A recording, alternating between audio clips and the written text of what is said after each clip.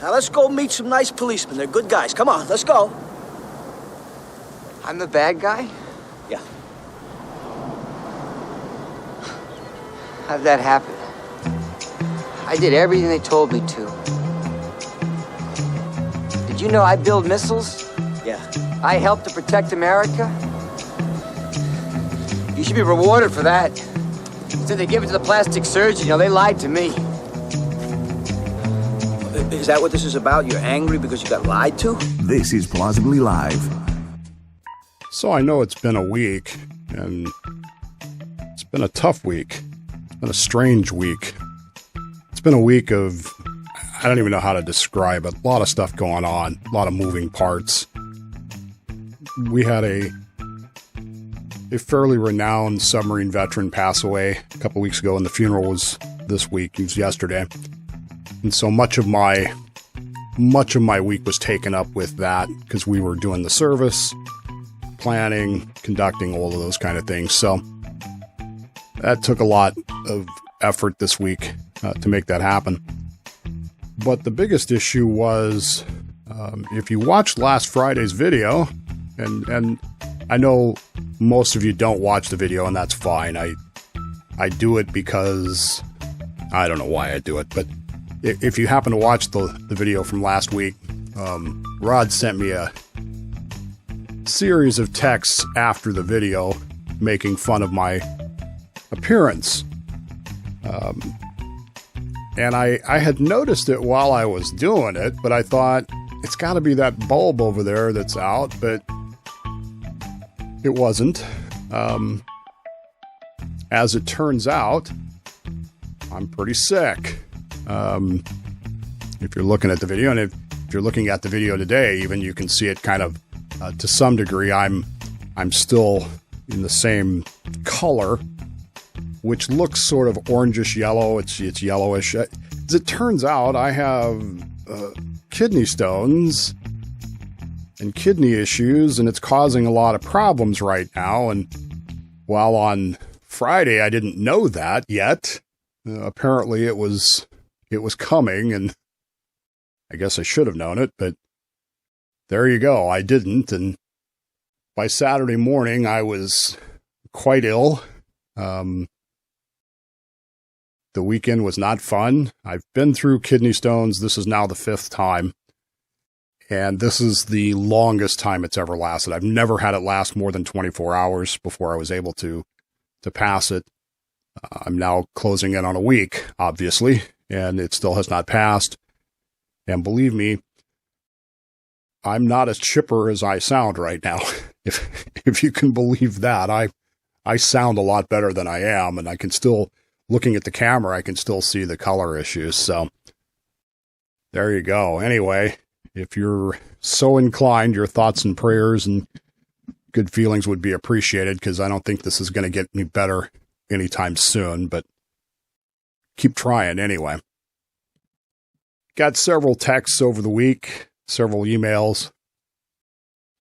Dave, what do you think about the speaker being fired? What do you think of all this? Well, that's a huge can of stuff to unpack, isn't it? A lot of worms in that can. The process by which it was done, the reasons we were given, all seem to have something in common, don't they? Which is they don't really satisfy us. I haven't seen anybody that's satisfied with this. Okay, McCarthy's gone. Let's say you're on the extreme, you're on the right. McCarthy's gone. Great. Now what? If you're on the left, great, McCarthy's gone. From what I hear, Democrats were celebrating, but you don't have the votes to put your people in. So now what? Is there a plan, or is there no plan? Does it even matter if there's a plan? What I do know is this. I've watched a lot of news this week because I've at times been incapacitated. And I have not heard this. Not a single person involved with any of this. Not Matt Gaetz, not McCarthy, none of the leading Democrats. Not one of them has said these words. This is what's best for the American people, whom we represent. Now, I get it. You could make the argument that it's best for America because it got rid of McCarthy, who was doing this, that, or the other, but not one of them has said that. Not one of them has made that rhetorical argument of why this needed to happen. Everything's been done in sound bites. Everything's been done in 30 seconds or less.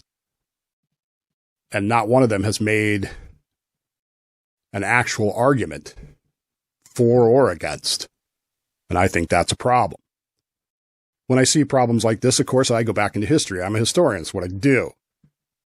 And I found myself in the pages of Euripides, great Greek playwright, who wrote several plays about a guy by the name of Oedipus. You've probably heard at least of the play, if you've not of the plays, if you've not seen them or heard them or read them. One in particular has some fame because it's Oedipus Rex, the king who, murders his father, marries his mother. When he finds out what he did, he claws his eyeballs out. You've heard this, right? But it's an example. It's a form, if you will. The Greek tragic plays, the great Greek tragedies, are and were considered by the Greeks of the Athenian democracies to be important elements in learning for freedom. In other words, you could not be a good Athenian citizen, a good citizen of the democracy, if you didn't go to the plays, because the plays were considered to be knowledge. They were considered to be important knowledge that was needed to function as a citizen in a free society.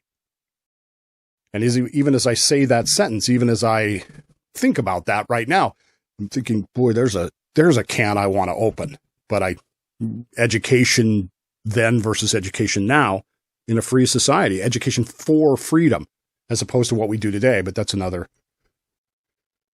Stay tuned. We'll get there. The Greeks used the tragedies, the tragic plays, as teaching materials. They're the primary lesson of which was simply this. And I don't care what play you're watching. The primary functionality of the play was to remind them that hubris makes the innocent suffer. In other words, take all these people in these plays, take all these people that do these things. It's their hubris that causes other people to have suffer, to have suffering. Do you know why this country is trillions of dollars in debt? Do you know why it seems that politicians don't listen to we the people? Do you know why we are told that we are divided? Should be kind of obvious at this point, right? In these ancient Greek democracies, which were not perfect, and I'm not going to sit here and tell you they were. They had flaws that we had and we didn't learn from and so forth and so on, that we've gotten past that. The ancient Greek tragedy, which featured that hubris, which featured that central character whose hubris would cause innocent to suffer. Oftentimes, all Greek citizens were taught rhetoric. And they used rhetoric to justify, rationalize, explain, persuade in favor of their position.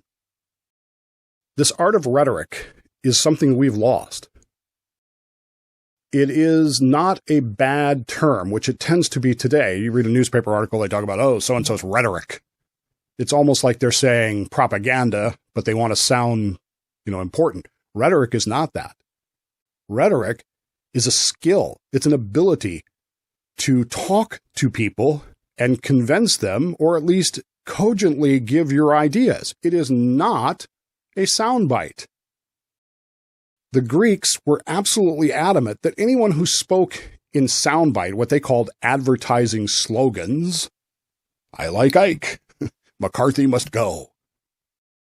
Anyone who spoke like that, those particular slogans are the absolute hallmark of despotism. because they contain no actual substance. They contain no argument. They're just playing on emotion. And so in dealing with critical issues, rhetoric became the skill. And the highest point of rhetoric, the highest display of rhetoric would come in speeches, public speeches, like we talked about with Pericles last week, or in debate, or even in tragic plays. The use of language was intended to be important and carry gravitas. It was done in very high language. It wasn't the common street language, much like reading the scriptures. I don't even want to get into the whole Living Bible controversy when I was a kid. We're going to put the Bible in the language of the people. Why? You don't want that. You want the language to be important and impressive. That's part of rhetoric. That's part of the skill. Making people listen to you because they got to think about what you're saying. Which of the politicians involved in this removal of the speaker, any of them, on either side, pro or against, which of them used rhetoric, an actual explanation as to why? Don't send me the email saying, Dave, McCarthy didn't keep his promises. If you can't tell me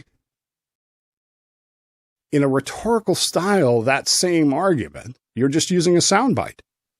And soundbites are the hallmark of despotism. Why are you trying to rule over me? Instead, these politicians that we have today, who are not statesmen, speak in cliches, they speak in advertising soundbites, and we still do not have, from either side, an actual, legitimate, rhetorically based argument as to why Speaker McCarthy, A, should be removed, or B, should not be removed. Even Speaker McCarthy, I almost called him president, sorry, could not rhetorically argue why he should not be removed. Isn't that sad? Of all the people that should be able to, don't you think he should? The Greek tragedy had some certain characteristics to it. It had to be a one-day story. In other words, these events happened in one day. Now, there could be some background that maybe you were familiar with, but the second thing is we had to know the end. You had to know what would happen to the main character. They call it the hero, but that maybe not quite a hero, in the strictest of senses. It's certainly not in the DC or MCA world or whatever. You had to know what the end result was going to be. And it had to be about an action that they had taken that caused all of this. Now, that action could be well intended. In the story of Oedipus, remember that there was an oracle when he was a child that said he would grow up to murder his father and marry his mother. And so he left Corinth, where he grew up, because he didn't want to carry out that oracle. He didn't want to carry out that fate. And if you know the rest of the story, well, you know that he ended up doing it anyway. He intended well by leaving, but it set in action a chain of events that led to his father's death, marrying his mother and her death, and him gouging his eyes out. His actions were well intended, but they resulted in innocent people suffering, which is the height of hubris. You could make that argument in McCarthy's case. He made choices, he made decisions that were based upon what he believed he was doing was right, however well-intended, but they led to this moment where he became the first speaker in the history of the country to be vacated. Do you think that his hubris allowed him to see that would happen? How many different Greek tragedies could we write just from this story? How many actions were taken that destroyed people or have yet to destroy people? We don't know what's going to happen. We don't know what the end of this is going to be yet. We know Speaker McCarthy's done. But what happens to any of the other people involved in all this? The Greek tragedy was considered integral to Greek democracy and to Greek citizenship. It provided a forum for the discussion of the critical issues of the day, but it required rhetoric and logic to make the point. As we watch this Greek tragedy unfold in front of us, are we using our rhetorical skills to make any logical conclusions about what has happened, what has changed? There are those screaming, "What's the plan?" Do they use any rhetorical ideas, logical ideas, to say anything other than, "What's the plan?" Which, again, I don't know that it's helpful. I don't know that it's hurtful, but I don't know that it's helpful. Because none of the people that did any of this, pro or con, tried to stop it, tried to start it, none of them used any logic, democratic skills, required democratic knowledge that they should have been able to do to explain any of it. They just did it. Which leads me to the answer to the question. Dave, what do you think about the removal of Speaker McCarthy? Well, I think in so many ways it's a typical Greek tragedy. His own hubris and his own poor choices led to that moment. However well-intended he might have been, maybe he thought he was doing the best thing, the right thing, and maybe he thought it would work. But his hubris forced him or compelled him not to consider the alternatives. He thought that it's never happened before, it'll never happen now. There's only 11 of them, how hard can this be? He might have thought to himself. And in his hubris, in his downfall, innocent people are suffering and will suffer. Why do I say that? Because we, the American people, are suffering the cause of this. The outcomes of this. Speaker McCarthy's been removed. Has inflation gone down? Has the border crisis been solved? Has the debt been addressed? Has the war in Ukraine been? And who's paying for that? We are. The internet is full today of stories from people who are absolutely broken by the fact that they're not able to do things because of the problems that this country has. We have people being murdered in the streets on camera, but we can't stop it. Is anything in the Speaker McCarthy tragic play done anything to address any of that? Has anyone even said? Have any of these politicians has said anything in a rhetorical style to address any of that? Shouldn't that be their primary concern? I am absolutely convinced that not a single one of them, not one of the 535 people in Congress, the president, any of the politicians, could use any actual rhetorical, logical skills to explain or persuade or convince you that what their vision is will work, and we should follow them.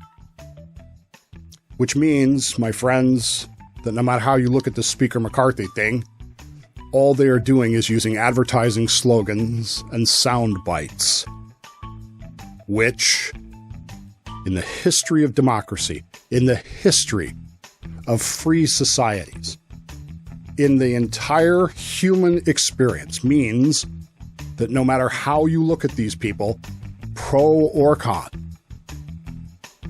they are all just despots.